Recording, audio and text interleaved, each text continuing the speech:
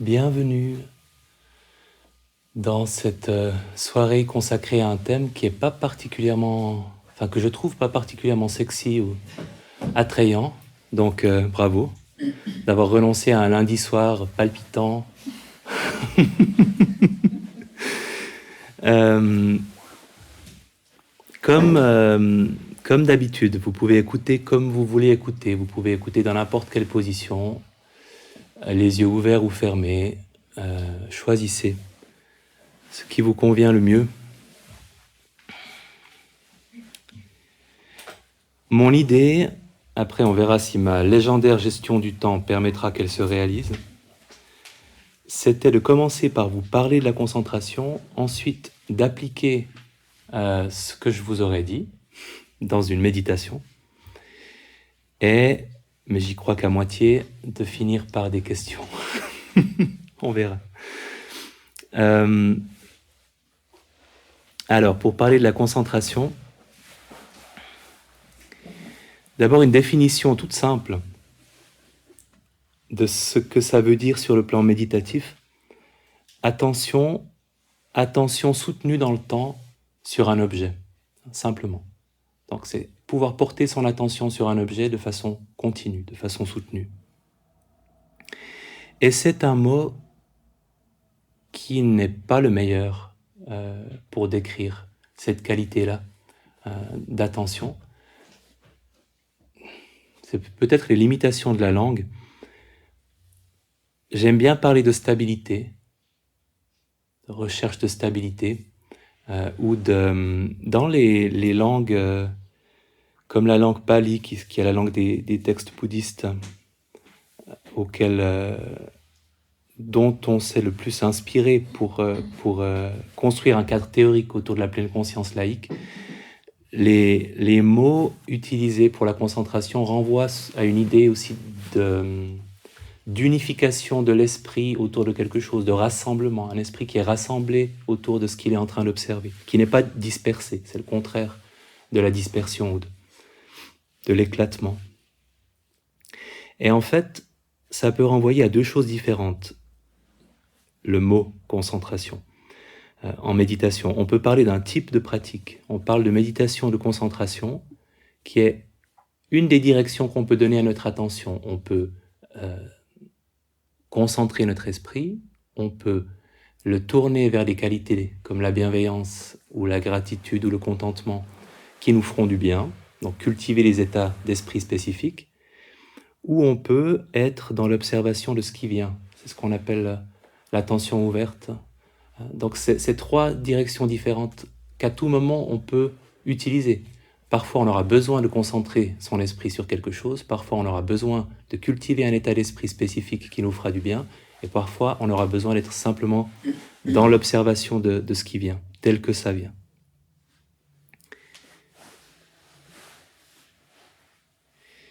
Ça c'est une des deux choses. Et l'autre chose, c'est une qualité de notre attention, d'être concentré, la concentration. Donc c'est une pratique méditative spécifique, mais c'est aussi une qualité de notre attention. On peut être en train de pratiquer la bienveillance et être concentré ou pas concentré. On peut être en train de pratiquer l'attention ouverte et être concentré ou pas concentré. Et on peut être en train de pratiquer une méditation de concentration, par exemple sur la respiration, et être concentré ou pas concentré. Donc c'est aussi cette qualité de notre esprit. Spécifiquement, ça veut dire que on fait l'expérience de cette continuité et de cette stabilité dans ce qu'on est en train de faire, que ce soit la bienveillance, que ce soit l'attention ouverte ou la centration sur la respiration. Voilà pour les définitions. Maintenant, en tant que pratique méditative, pourquoi pratiquer des méditations qui concentrent notre esprit ? C'est pas une question absurde parce qu'on voit immédiatement l'intérêt de pratiquer de la bienveillance, par exemple. Si on peut encourager, cultiver, ou quand on a de la chance, générer un état d'esprit agréable et qui nous fait du bien, ça semble intéressant. Pour l'attention ouverte, c'est un peu la même chose. Si on peut prendre conscience, par exemple, d'une émotion difficile ou d'une douleur de telle manière qu'on va minimiser les ruminations et les conséquences de ce moment désagréable, ce qu'on fait avec la pleine conscience de ce qu'on vit, l'intérêt est aussi immédiat. C'est moins évident finalement. Pourquoi est-ce qu'on s'obstinerait à observer sa respiration et à revenir à sa respiration et à revenir à sa respiration? Alors, évidemment, il y a plein de bénéfices qu'on remarque dès qu'on s'y met, mais quand même, pour les expliciter, une première vertu de la pratique de concentration, c'est que c'est un entraînement pour tout le reste. Si on prend l'habitude, si on découvre ce que c'est que de rester centré sur la respiration, c'est plus facile de rester centré sur ce qu'on est en train de faire dans la vie quotidienne, de continuer à écouter le collègue qui présente quelque chose au colloque, de rester en attention ouverte, de rester centré sur la phrase qu'on prononce dans la méditation de bienveillance. Donc, on développe une capacité générale à rester présent au travers d'une méditation de concentration. C'est évidemment aussi un préliminaire presque indispensable à l'attention ouverte. C'est très compliqué de commencer une méditation d'attention ouverte si on n'a pas commencé par concentrer l'esprit sur un objet. En tout cas, c'est compliqué.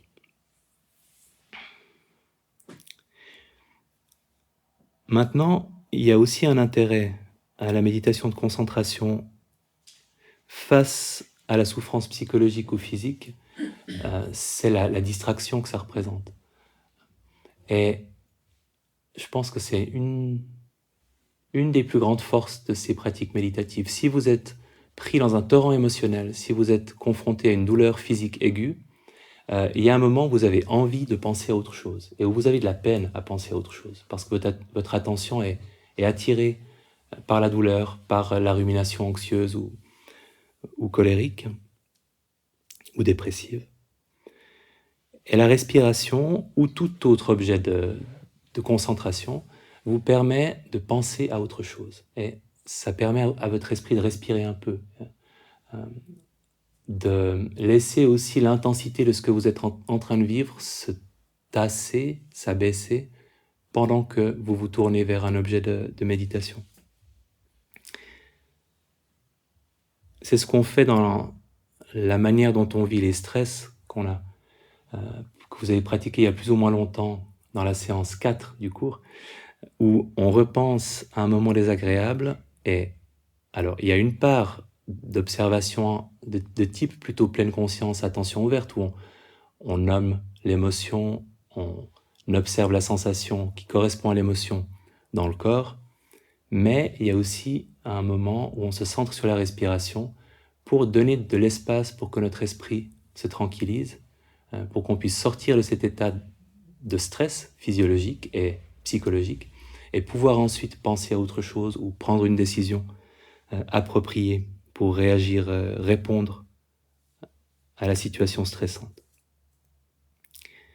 Donc, une distraction, un moyen de tranquilliser son esprit,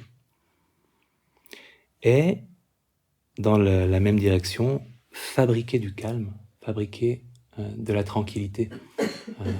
La respiration, elle est parfois intéressante, parfois profondément ennuyeuse, mais elle est calme.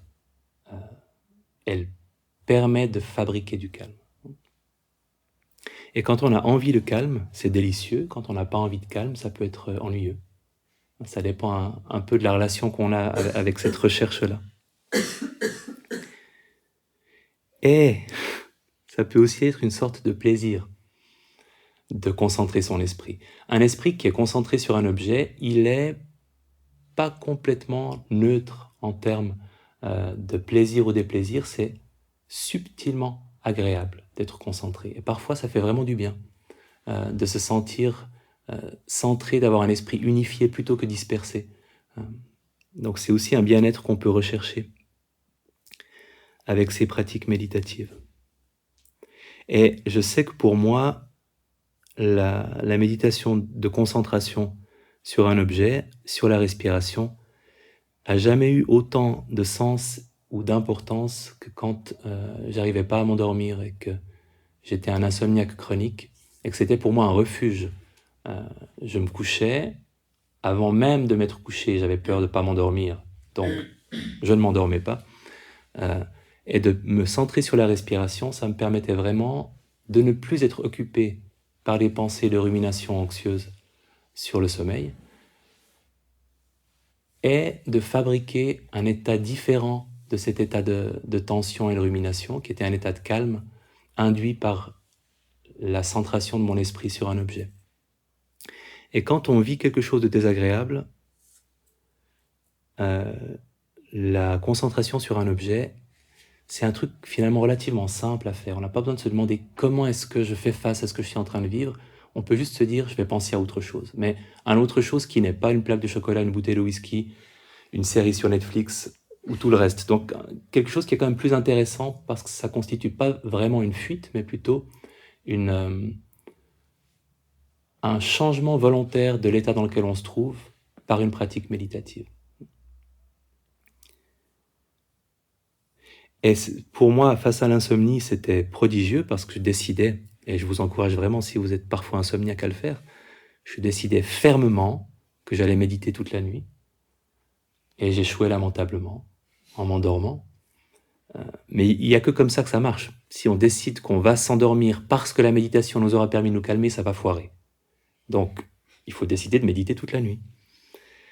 Et une fois qu'on a pris cette décision et qu'on l'accepte pleinement, et qu'on accepte l'éventualité de ne pas dormir du tout, mais de méditer toute la nuit, le problème est plus ou moins réglé. Après, ça se joue en nombre d'heures de sommeil qu'on obtiendra, mais un état de relatif repos, on le trouvera ou avec la méditation ou avec le sommeil, ce qui est infiniment mieux que toutes les alternatives.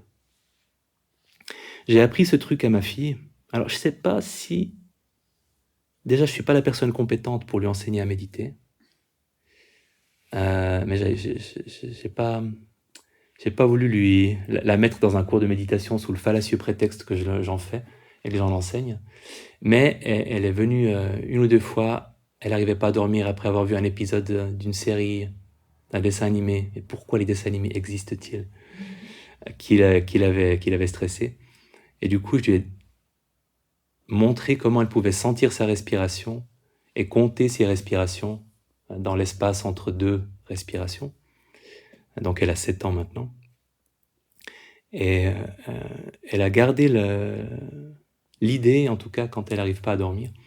Et puis, elle vient souvent vers moi le matin pour me dire « Je suis à peine arrivé jusqu'à 4 respirations. » Et après, je me suis endormi. Alors, je ne sais pas si elle frime. Je ne sais pas si elle veut impressionner son papa.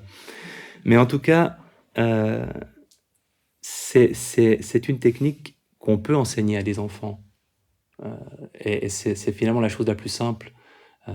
Là aussi, en termes techniques, les pratiques de concentration, il n'y a rien de plus simple. L'instruction est simple. Pense à quelque chose et ne pense à rien d'autre. Et continue d'y penser. Comment pratique-t-on la méditation de concentration?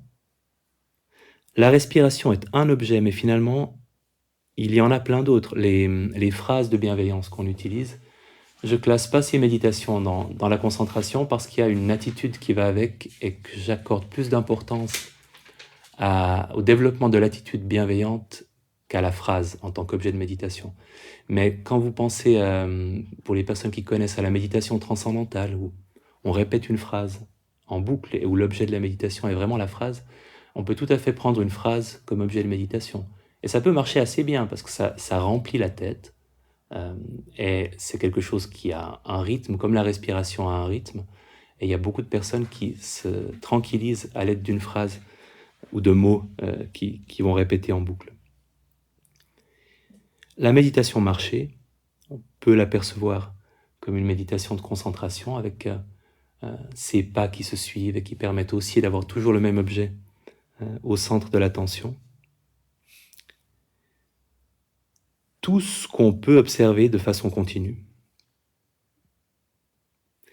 Et maintenant, qu'est-ce qui aide à se concentrer et qu'est-ce qui nous empêche de le faire?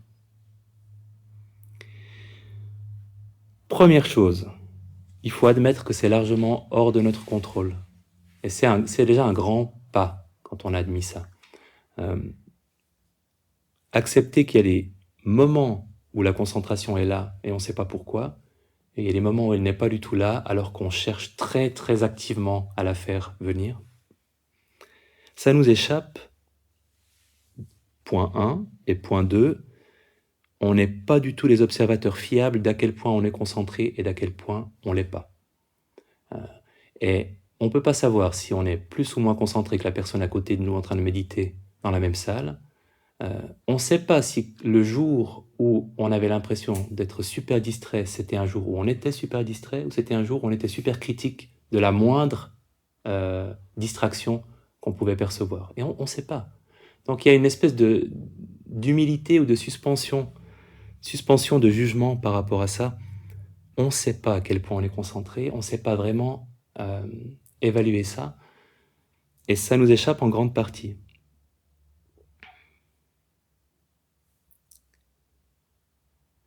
Un autre élément important, c'est le temps. Et à l'époque où les applications concurrentes se vendent en affirmant que 5 minutes par jour suffisent, je ne vais pas dire que ça ne suffit pas en tapant du poing sur mon pauvre banc, parce que ce ne serait pas vrai, c'est déjà très bien 5 minutes par jour, et Dieu sait que j'ai souvent dit à la dernière séance, une façon de continuer à méditer sans trop de problèmes sur le plan motivationnel, c'est de se dire, je vais le faire au moins 5 minutes par jour, et éventuellement plus, mais de se tenir à quelque chose de simple. Mais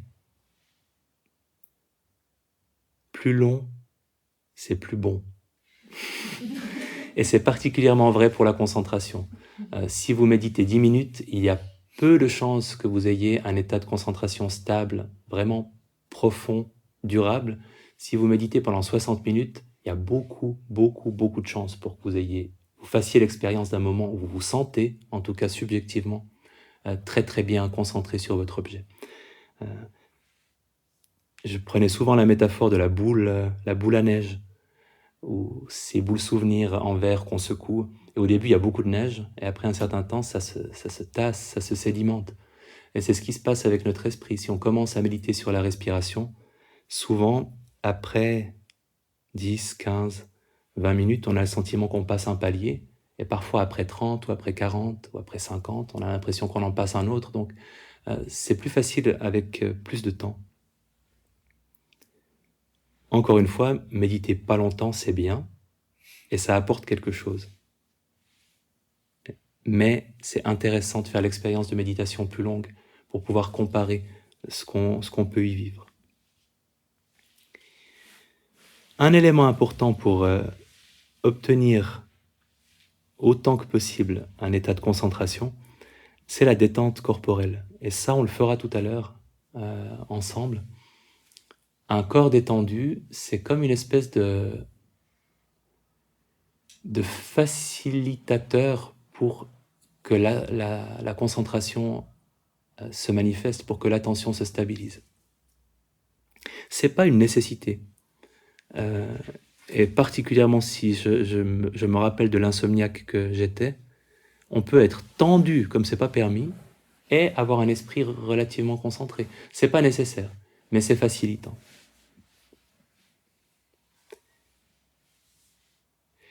Parlant de détente, il y a aussi un réglage, un accordage comme pour la guitare, entre la corde qui est trop tendue ou trop détendue, l'excès de tension physique ou l'excès de volonté, le je veux rester concentré sur ma respiration, sont un problème pour la concentration. Ça ne va pas nous aider. L'excès de détente physique, à part quand on s'endort, c'est pas évident. Par contre, que ce soit un problème. Par contre, au niveau de l'attitude, même si c'est pas populaire, la complaisance et la paresse en méditation existent aussi. Et si on n'a pas conscience que ça existe aussi, on risque de louper des possibilités d'être dans sa méditation de façon satisfaisante. Parce qu'il y a beaucoup, et je le vois aussi dans mon cours que c'est le plus important, il y a beaucoup de messages qui visent à libérer un petit peu les personnes qui apprennent à méditer des jugements très sévères qu'elles ont envers elles-mêmes. Et c'est de loin le plus important, parce que c'est le truc énorme. La première semaine d'un MBSR, il y a peut-être 60% des personnes pour qui ça prend une place énorme, ce jugement sur j'y arrive pas, je suis pas en train de le faire comme il faudrait, je devrais être plus. Alors après, quand on a acquis beaucoup de sagesse et d'expérience comme vous, on peut donner l'autre moitié de la vérité, qui est qu'on peut aussi être trop cool. Et ça m'arrive certains matins de me centrer sur ma respiration, et de dire oh, j'ai pensé à autre chose, je me recentre. Et parfois c'est tellement mou, ma décision de me recentrer, je suis tellement profondément dans l'acceptation de tout ce qui pourra m'éloigner de la respiration, que c'est moins bien, parce que je ne me recentre pas autant que je le pourrais et aussi rapidement que je le pourrais. Et du coup, au final, ce sera moins satisfaisant aussi, si on a une attitude trop relâchée. Donc il y a toujours... Et c'est un réglage qui est jamais acquis, c'est toujours quelque chose qu'on va sentir sur le moment. Est-ce qu'on a besoin de plus de détente, de plus se laisser vivre, ou est-ce qu'on a besoin de resserrer un petit peu, en tout cas notre envie de rester centré sur cette respiration, de mettre un peu plus de volonté dans ce qu'on est en train de faire? Ça dépend vraiment des moments et des personnes. Une détermination détendue. Voilà, l'idéal. Un état d'esprit déterminé à rester centré, mais de façon détendue, et bienveillante et curieuse. C'est plus facile d'avoir un rapport satisfaisant à l'objet si on l'apprécie. Et je vous propose de prendre une position méditative, assise,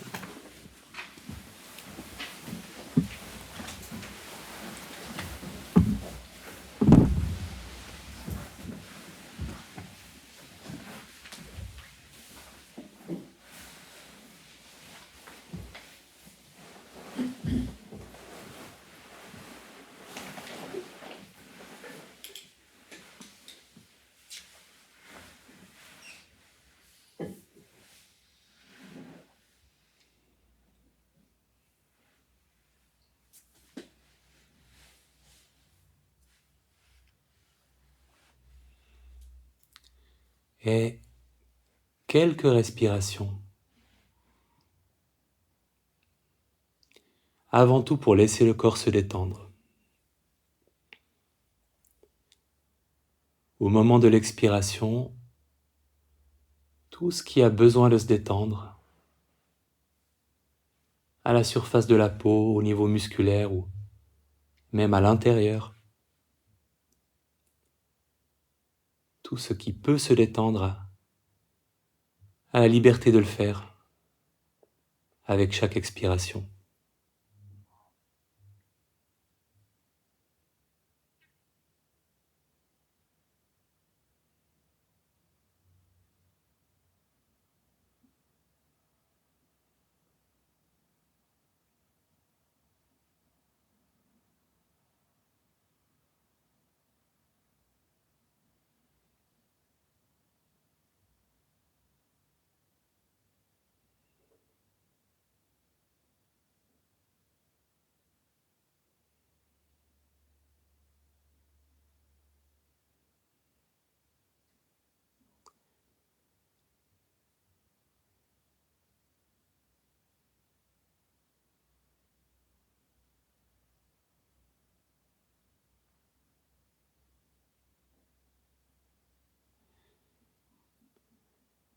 Et en portant votre attention sur la sensation de la respiration,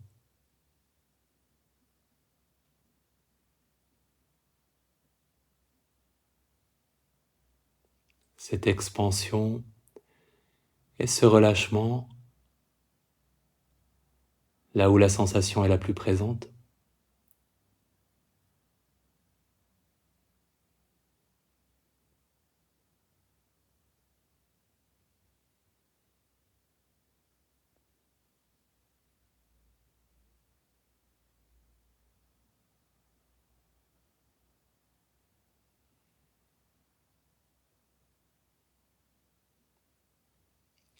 et pour apprécier la respiration, commençant par vous focaliser sur l'inspiration,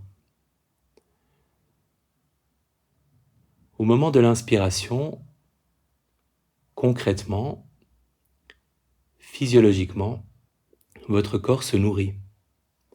Et c'est quelque chose qui est évident quand vous avez fait une marche en montagne et que vous arrivez au sommet de la montagne et que vous prenez une inspiration et que vous sentez que votre corps a besoin de cet air et qu'il va s'en nourrir. Aussi évident souvent quand on nage, quand on prend de l'air, cette perception quoi. Le corps est en train de s'alimenter. Et on peut éprouver une forme de satisfaction, de plaisir dans la sensation de l'inspiration quand on prend conscience de ce corps qui se nourrit de l'air dont il a besoin. Prenons conscience à chaque fois que votre corps inspire de la sensation de l'inspiration et de ce corps qui se nourrit en inspirant.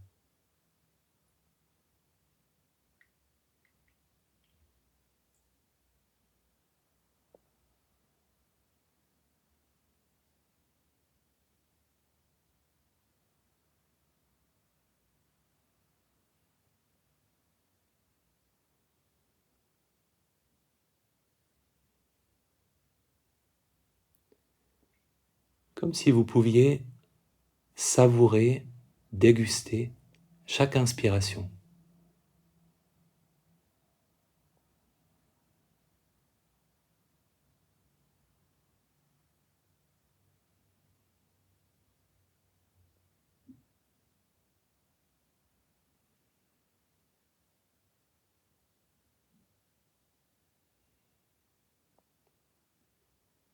Et en ajoutant dans la conscience de l'expiration le constat de la réalité corporelle au moment de l'expiration, c'est un moment de détente.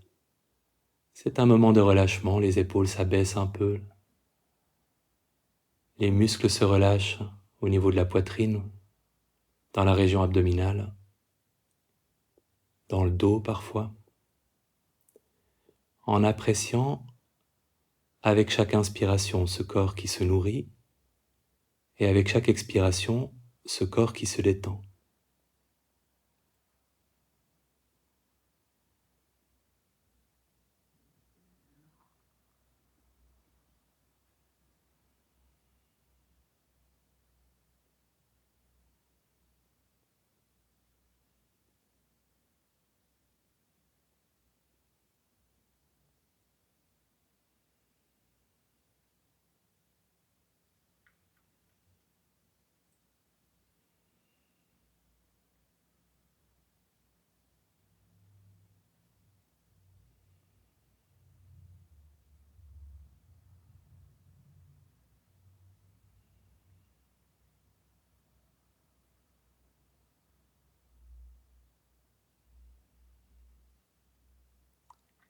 En ajoutant un élément de curiosité ou d'émerveillement.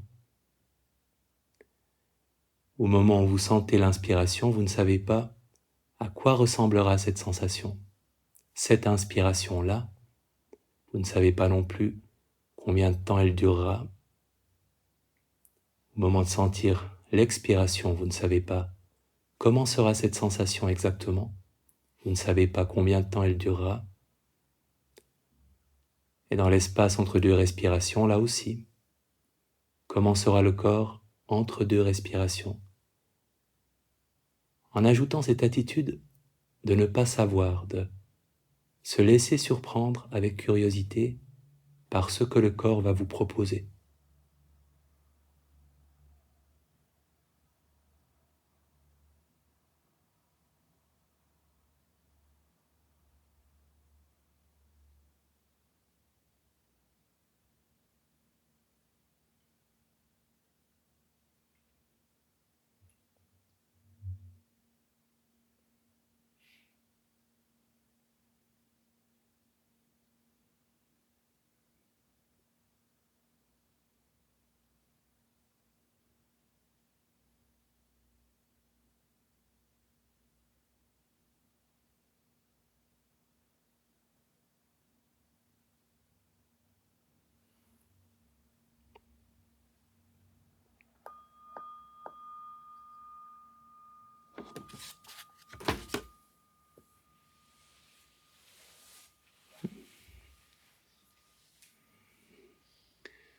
Pour qui est-ce que l'idée de ce que l'inspiration et l'expiration peuvent avoir d'agréable en soi, de subtilement agréable, pour qui est-ce que ça avait un écho, une réalité? Vous pouvez lever la main, que je me fasse une idée. Okay.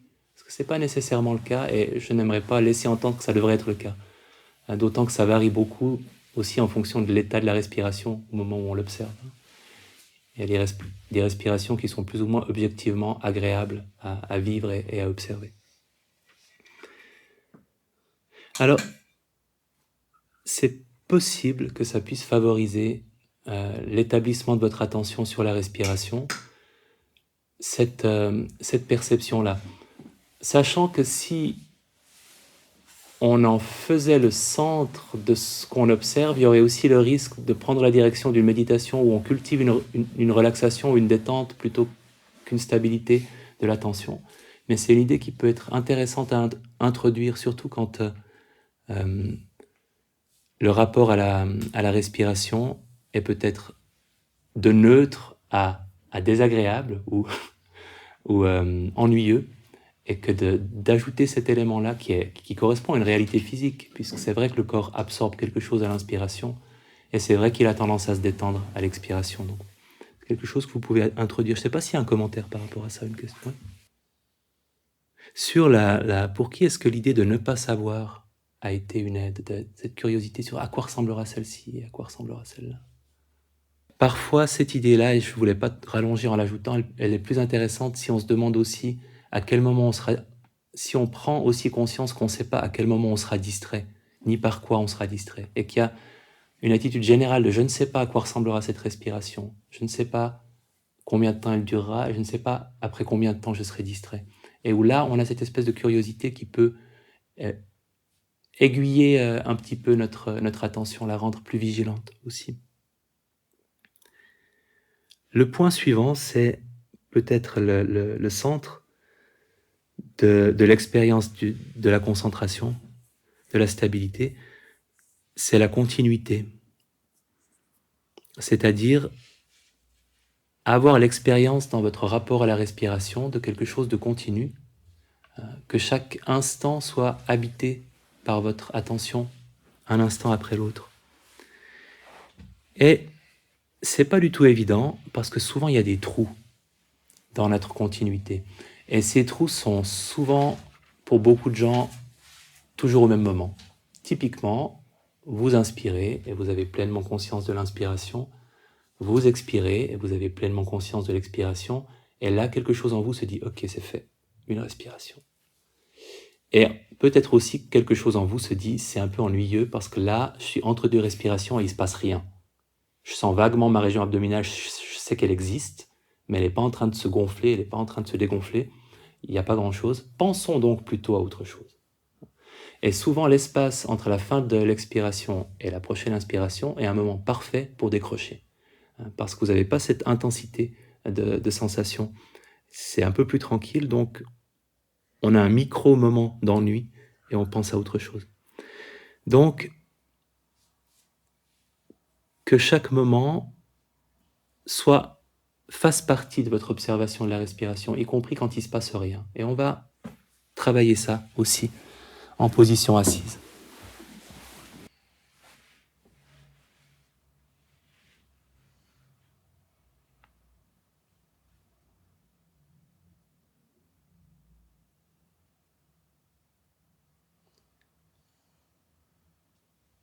Quelques expirations pour laisser le corps se détendre.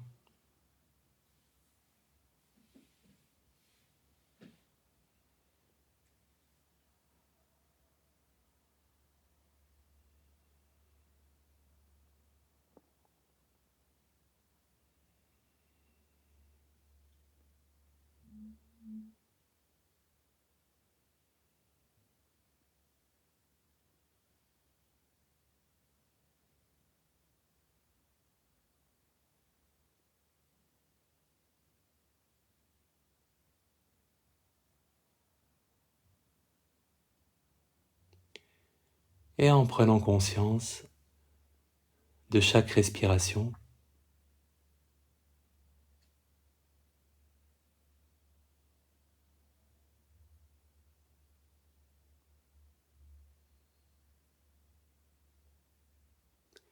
avec une attention particulière à la phase de l'inspiration.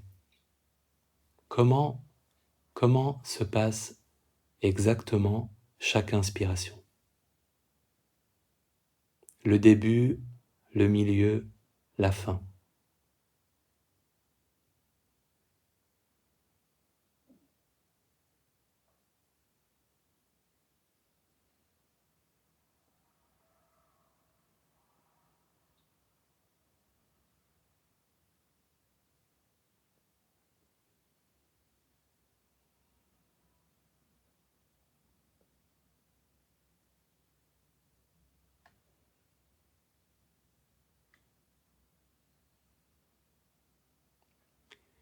Avec une attention particulière au passage de l'inspiration à l'expiration. Comment est-ce que ça se passe exactement pour vous?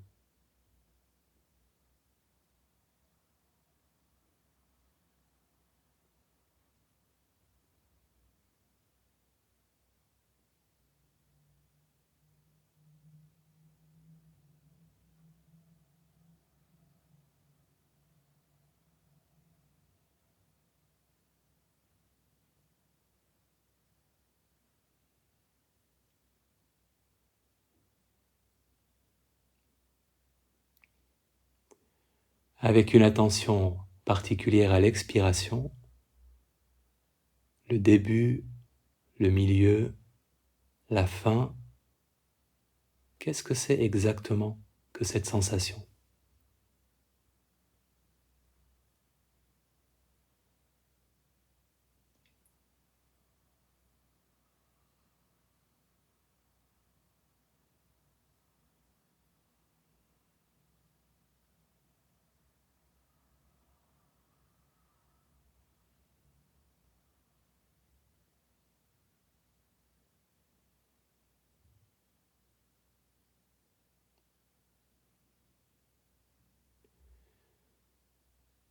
Avec une attention particulière à la transition, à l'espace entre la fin de l'expiration et le début de la prochaine inspiration.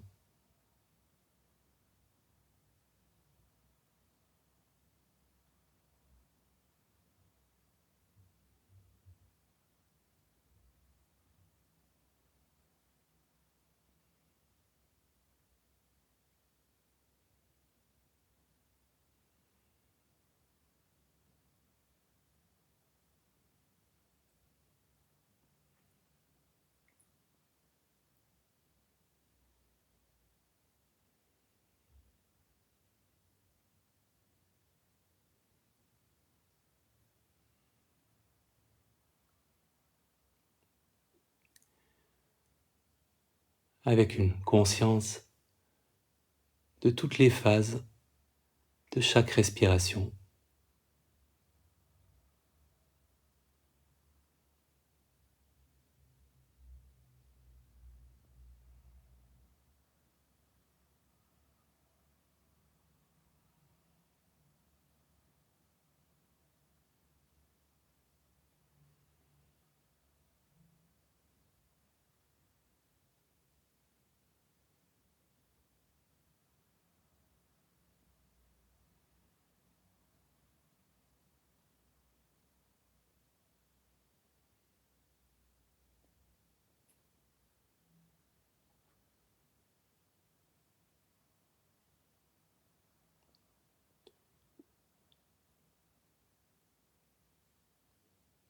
En essayant une variante à la fin de l'expiration, avant la prochaine inspiration, prenant conscience du contact des fesses avec le coussin ou le banc.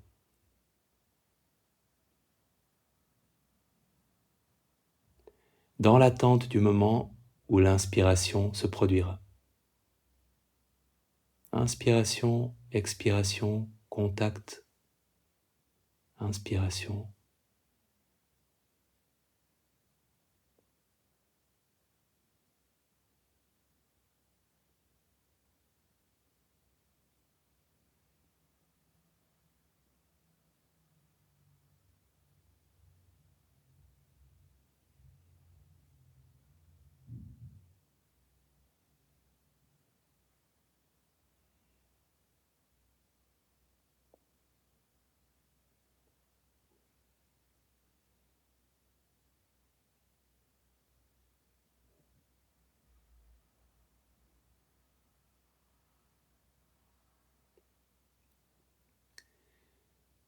Et une autre manière complètement différente de faire l'expérience de cette continuité.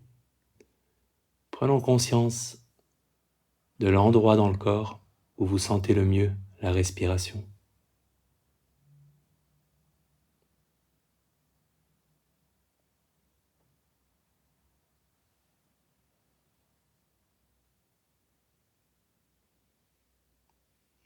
Et en faisant de cet endroit le centre de votre attention, ce n'est pas vraiment la respiration que vous observez, c'est cette partie du corps où la respiration est présente. Et comme dans un body scan, en gardant votre attention centrée sur cet endroit-là dans le corps, pendant l'inspiration, pendant l'expiration, entre deux respirations, mais c'est l'endroit lui-même qui est votre objet de méditation. Observons comment il change au rythme de la respiration, instant après instant.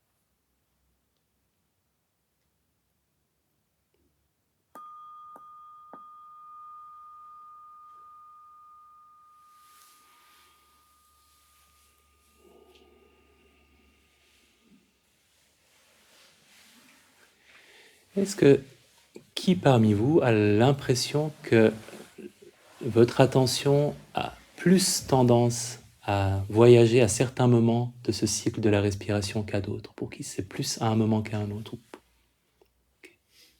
Pour qui ça semble être indifférent? Okay. Pour qui est-ce que de porter l'attention au contact des fesses avec le coussin était quelque chose de facilitant en termes de continuité de l'attention? Ok. Après aussi une bonne moitié. Et c'est quelque chose que vous pouvez faire. Ça répond parfois à ce besoin d'avoir quelque chose à se mettre sous la dent, en termes de sensation, en termes d'intensité de sensation. Un autre intérêt parfois de le faire, c'est que ça peut remettre du naturel dans le rythme de la respiration. Vous êtes un peu dans l'attente du moment où l'inspiration viendra en portant votre attention sur autre chose. Donc vous êtes moins ou pas en train de contrôler le rythme de la respiration. Peut-être en tout cas moins que parfois si on se centre tout le temps sur elle. Cette continuité, et c'est important de mettre les deux choses en relation, même si sur ma feuille c'est juste une flèche, donc je ne sais pas très bien comment je vais l'exprimer. Mais en observant, en cultivant la continuité de l'attention, on prend conscience de l'impermanence.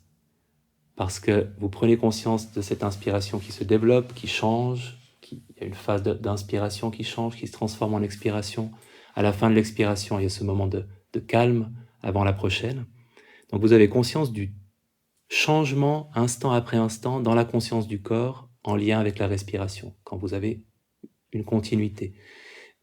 Et c'est une première façon d'être en lien avec l'impermanence qui est vraie pour tout ce qui nous arrive, pour les sensations, pour les pensées, d'observer comment les choses changent et comment elles passent. La respiration est une espèce de modèle pour ça. Quand vous avez observé la respiration changer et passer, vous devenez plus capable d'observer une bouffée d'anxiété changer et passer aussi, parce que vous savez comment on fait pour garder une attention soutenue sur quelque chose qui change et qui passe et qui revient et qui repasse. Et quand on observe l'impermanence, on cultive la continuité aussi. Donc à partir du moment où vous prenez conscience, par exemple, d'un moment d'anxiété et que vous tournez votre attention vers les sensations corporelles, comme on vous a dit de le faire dans le cours, vous appliquez la technique, et que vous observez comment cette sensation change, ça vous mettra aussi en état de cultiver une continuité dans votre attention. Donc les deux choses sont vraiment liées. Quand on se préoccupe d'observer l'impermanence, comment les choses changent et passent dans notre perception, ça nous permet aussi de cultiver une continuité, une stabilité de l'attention et vice-versa. La note mentale, je voulais la mentionner, juste brièvement, c'est toujours un instrument possible. De noter lever ou inspire quand on sent l'inspiration, baisser ou expire quand on sent l'expiration, corps ou toucher entre deux respirations, et de compter. Généralement, ce que je recommande, c'est dans l'espace entre la fin de l'expiration et la prochaine inspiration, de compter les respirations si on veut le faire. C'est à la fois une aide pour stabiliser l'attention et à la fois une source de distraction possible. Et ça s'automatise après un certain temps, on le fait sans en avoir conscience, donc ça nous aide pas tout le temps, ça nous aide un certain temps. Particulièrement quand on en a besoin, quand on a vraiment besoin de rapidement trouver une forme de stabilité. Et on peut le laisser tomber ensuite. Et tous ces trucs un peu cerveau gauche que je vous ai donnés, c'est-à-dire découper la respiration en rondelles et l'envisager de différentes manières, c'est intéressant, mais parfois c'est aussi intéressant de revenir à quelque chose de plus simple et d'alterner entre les deux états d'esprit. On peut s'intéresser à chaque détail et ça peut nous aider, ou on peut se laisser respirer et observer ce que c'est qu'un corps qui respire et se limiter à ça. Et parfois c'est l'instruction qu'on a besoin de se dire à soi-même. Laisse-toi juste respirer et sens ce que c'est que ton corps est en train de respirer. Pour pas se perdre dans ces aspects techniques. Maintenant, une des difficultés avec la recherche de stabilité et de concentration, ce sont les distractions. Et l'essentiel, c'est de ne pas s'en faire des ennemis, de ne pas les constituer en tant que problème, mais de les intégrer dans ce qu'on observe. Donc, quand on médite sur la respiration, on médite toujours sur la respiration et sur tout ce qui va nous en éloigner. Et on médite sur ces deux choses-là, on ne médite pas que sur la respiration. Si on se limite à méditer sur la respiration dans sa tête, on induit une espèce de réaction de frustration ou de rejet à chaque fois qu'on réalise qu'on a pensé à autre chose. Alors que ces moments font vraiment partie de la méditation aussi. C'est vrai quand c'est juste une pensée, et c'est vrai aussi quand c'est un état. On avait parlé des 5 obstacles,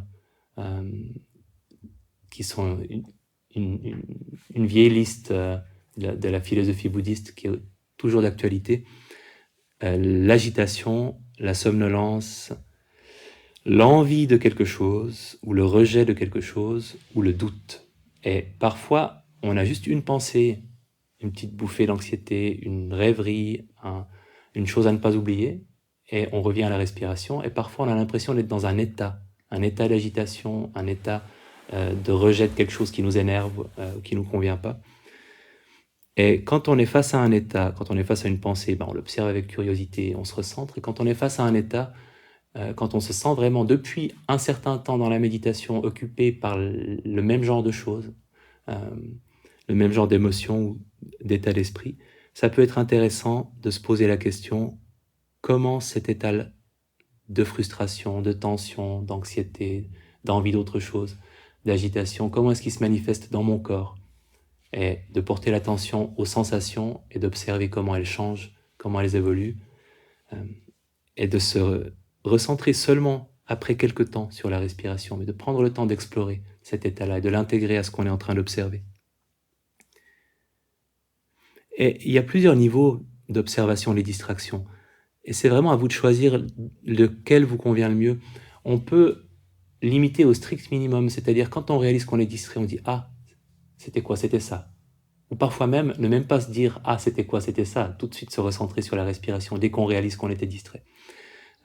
Ou on peut rester centré un peu plus longtemps sur ce qui nous a éloigné de la respiration jusqu'à ce qu'on ait le sentiment d'en avoir fait le tour et se recentrer seulement après. Et les deux options sont possibles parce que les deux vous permettent d'avoir un moment de pleine conscience continue. Donc si vous avez une pensée qui vous éloigne, vous pouvez juste la nommer ou la reconnaître et revenir, ou vous pouvez aussi vous dire « Bon, je vais continuer à observer ce que c'est que cette pensée jusqu'à ce qu'elle se dissolve ou jusqu'à ce qu'elle ne m'intéresse plus. Et je me recentrerai ensuite sur la respiration. C'est un des droits fondamentaux de la déclaration des droits fondamentaux du méditant. Restez concentré sur quelque chose qui n'est pas l'objet de méditation aussi longtemps que vous voulez, tant que c'est au service de votre pleine conscience, tant que vous restez en pleine conscience de cette pensée, de cette sensation, de cette émotion, de ce son qui a attiré votre attention.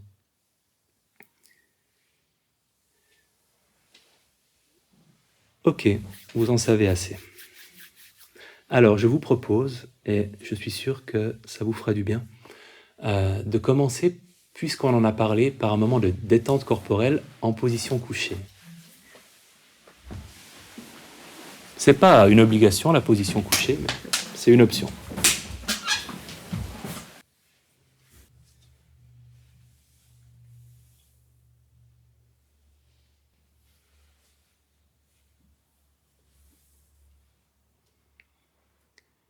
Et en laissant le corps se détendre. On va partir du principe que, tout en ne recherchant pas le sommeil, on ne va pas le craindre. Accorder au corps toute la détente qu'il peut trouver en position allongée, le laissant se stabiliser, se relâcher.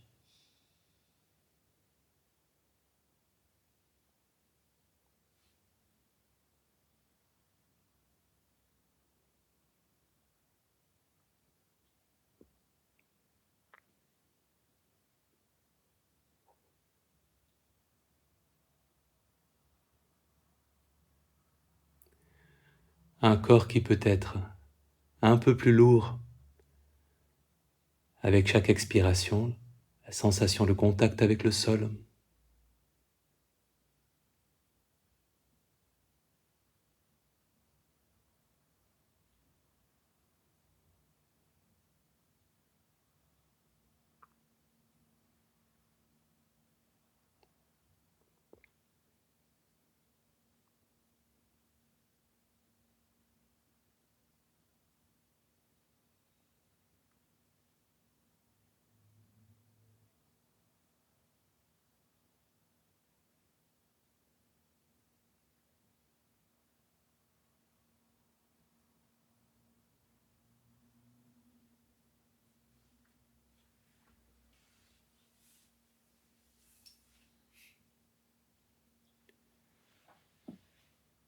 Prenons conscience de la respiration, là aussi peut-être avec une nuance de prise de conscience de la tendance qu'aura le corps à se détendre avec chaque expiration.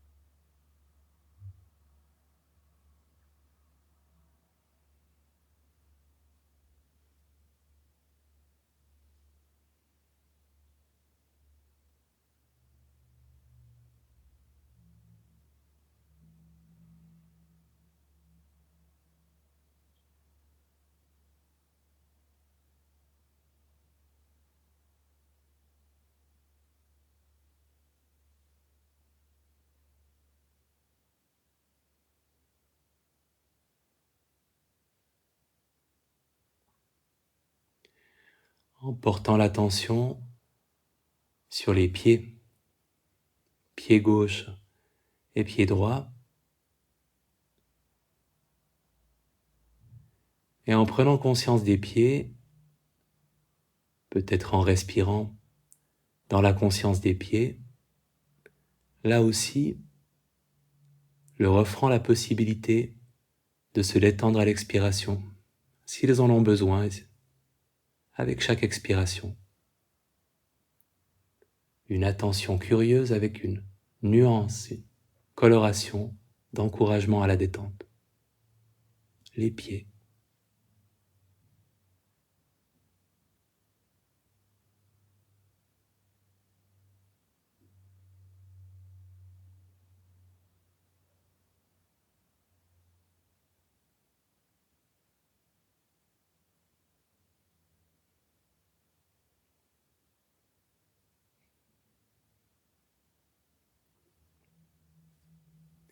les mollets et tibias,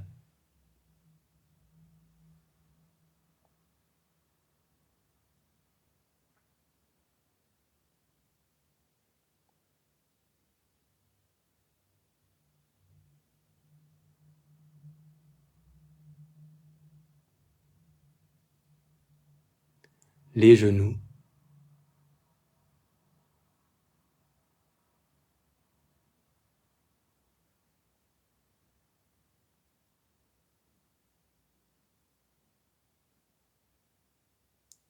les cuisses,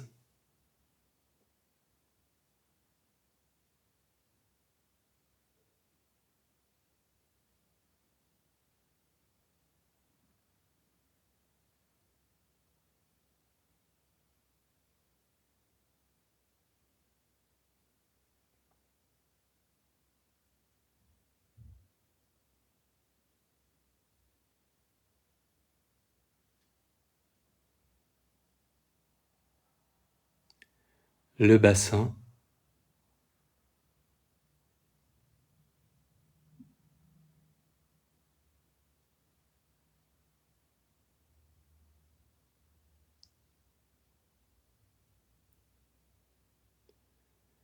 aussi de l'espace pour que l'intérieur du bassin se relâche, les muscles, les sensations à l'intérieur.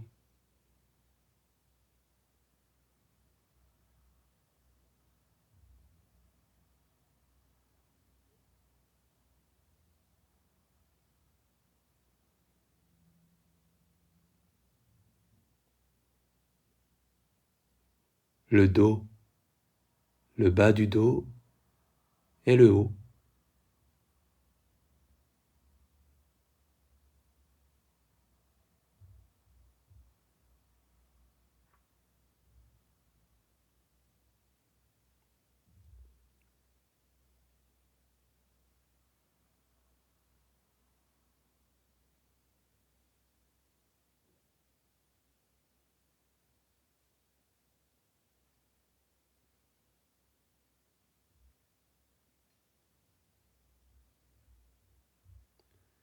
Le ventre,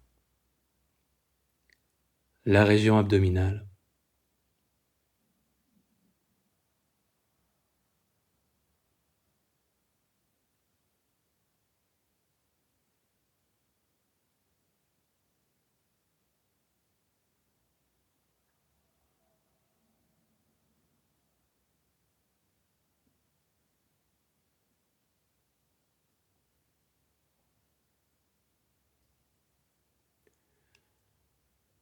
la poitrine, la cage thoracique,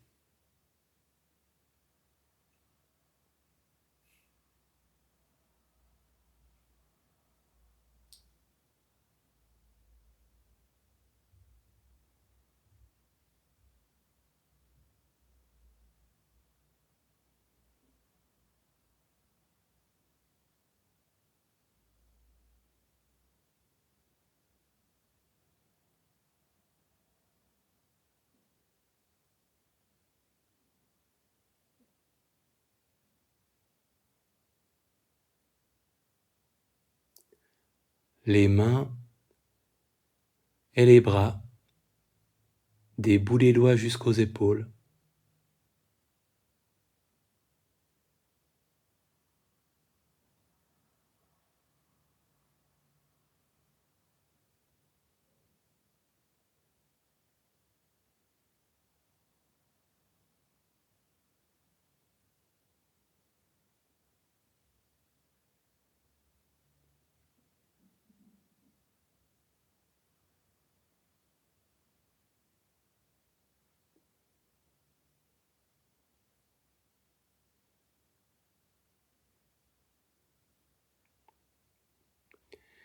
Et cette même qualité d'attention pour les sensations à l'intérieur de la cage thoracique, à l'intérieur de la cavité abdominale, laissant l'intérieur être découvert et peut-être se détendre à l'expiration.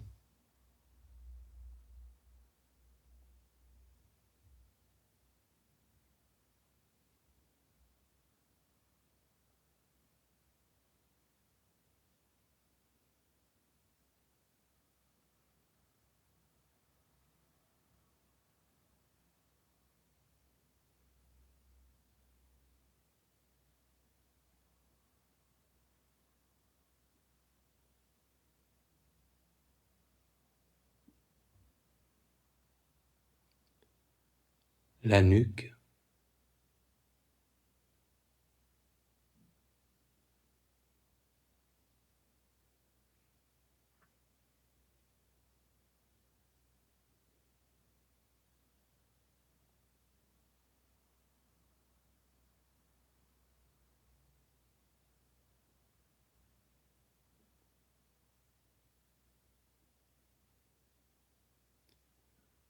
le visage,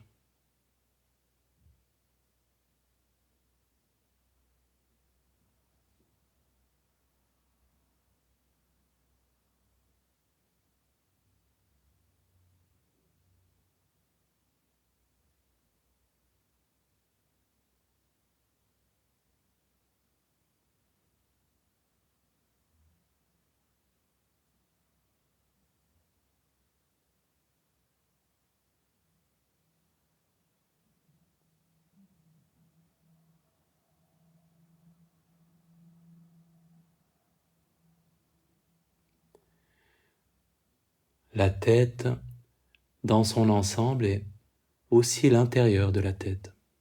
Pourquoi pas?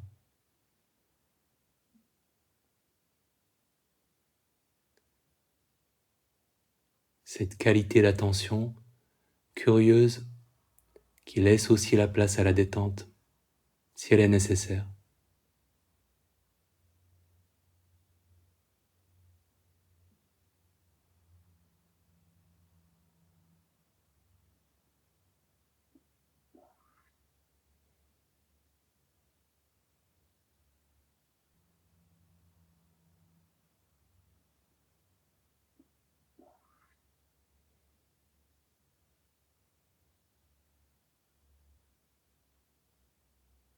En prenant conscience du corps entier,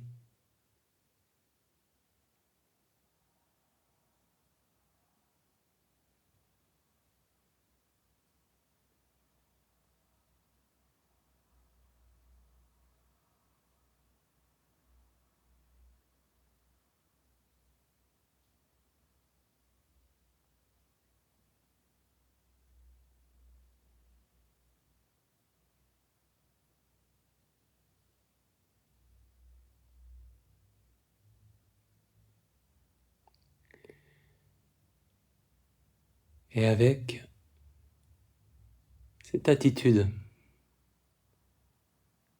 bienveillante pour le corps, pour une tranquillité, prenant tout le temps nécessaire pour passer de la position allongée à une position de méditation assise.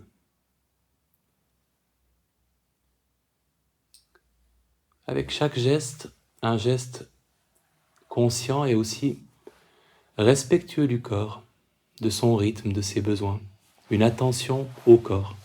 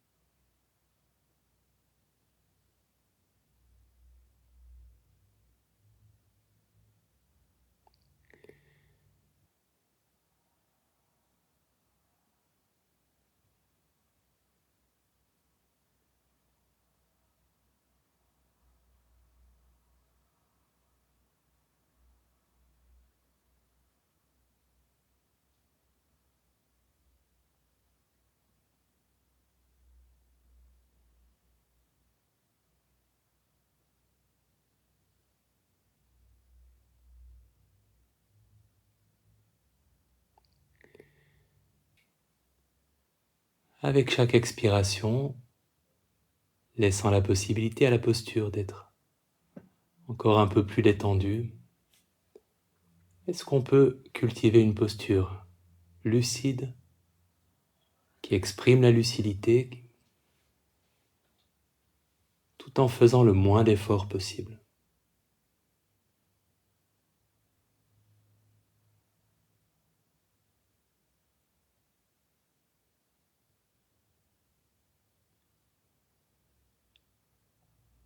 Prenant conscience des jambes et des pieds, sensation de contact.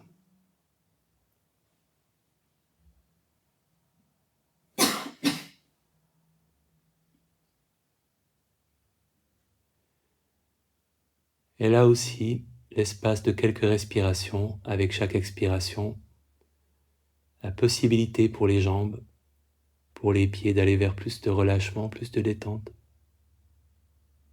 Simplement une possibilité.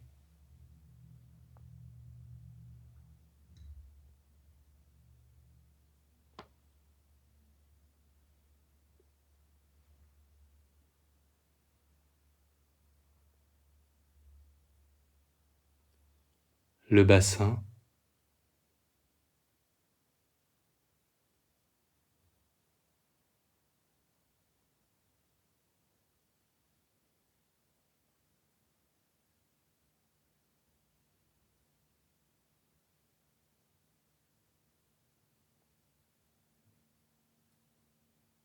le dos,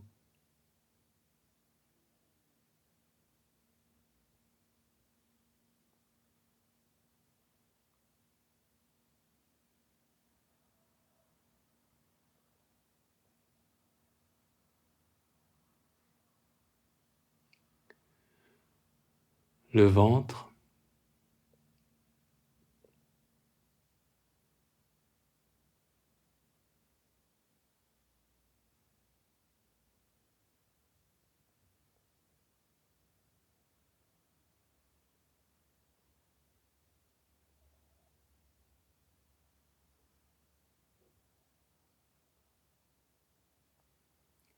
la cage thoracique,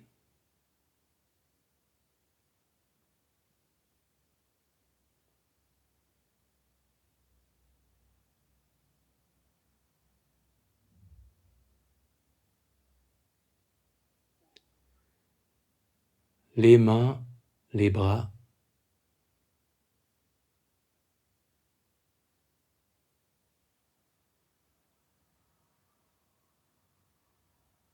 les épaules qui se détendent à l'expiration,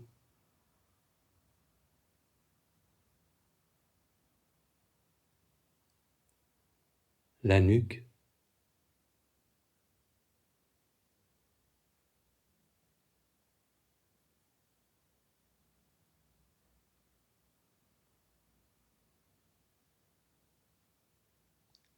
le visage,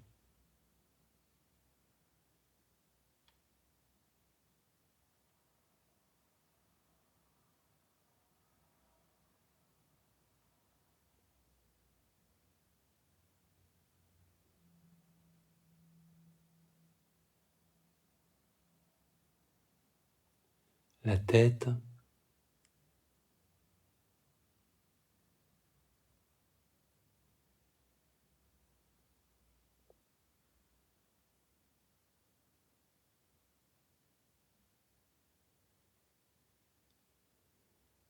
le corps entier.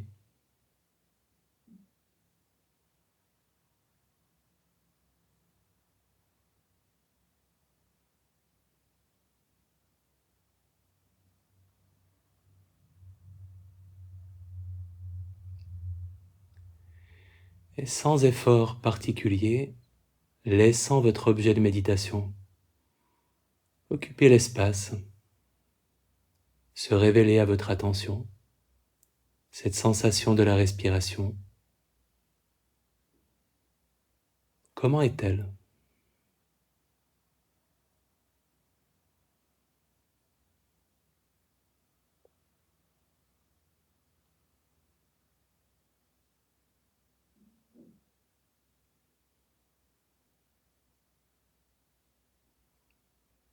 en appréciant cette sensation dans ce qu'elle a d'agréable, de neutre ou même de désagréable,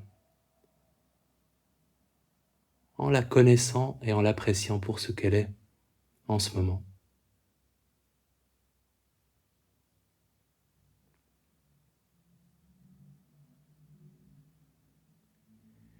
Et en cultivant cet état d'attention continue à la respiration et à tout ce qui va vous éloigner de la respiration, cette grande curiosité, une continuité instant après instant, respiration après respiration, de la manière qui vous convient le mieux.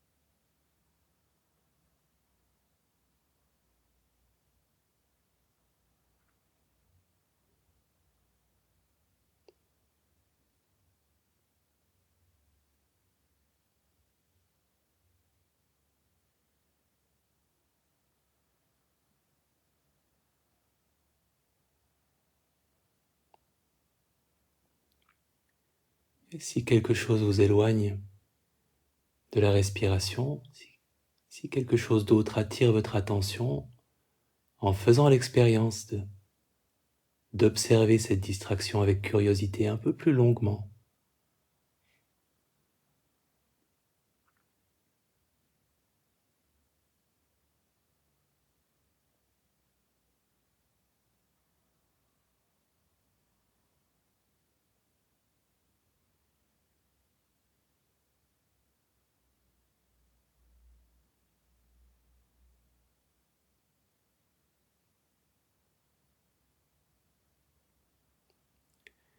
Et la respiration est toujours là.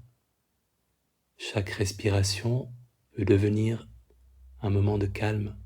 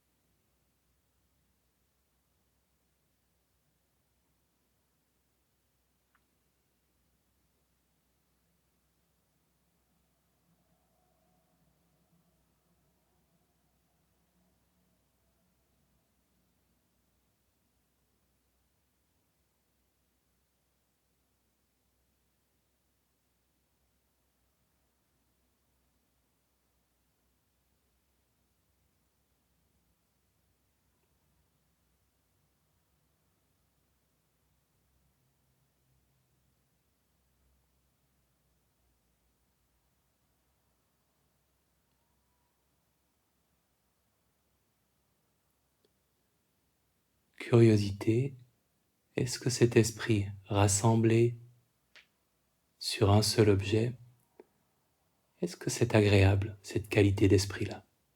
Est-ce que c'est neutre? Est-ce que c'est agréable? Comment est-ce que c'est pour vous? Accordez-vous quelques respirations conscientes et en prenant conscience de cette nature agréable ou neutre.